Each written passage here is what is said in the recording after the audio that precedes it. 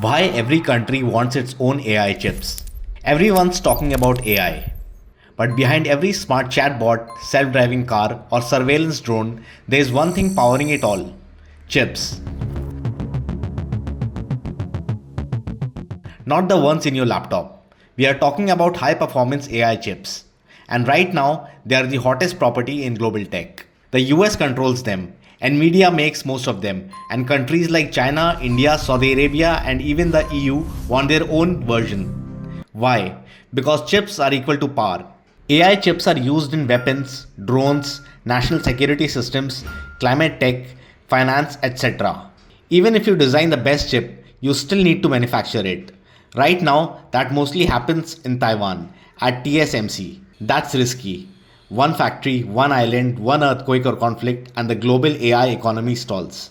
The US banned Nvidia's top chips from being sold to China. China responded by pouring billions into its own chip makers, like Huawei and SMIC.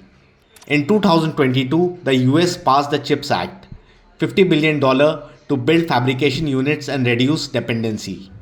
Now India and the EU are doing the same.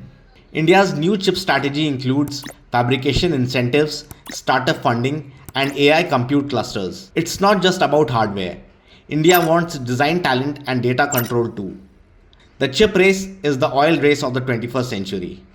It's not just economic, it's geopolitical. The country that controls the chips controls the AI.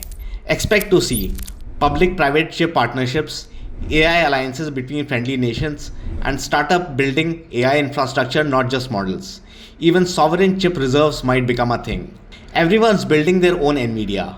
Because in the world of AI, being dependent is being vulnerable. And this time, the future isn't just about software. It's about who owns the silicon.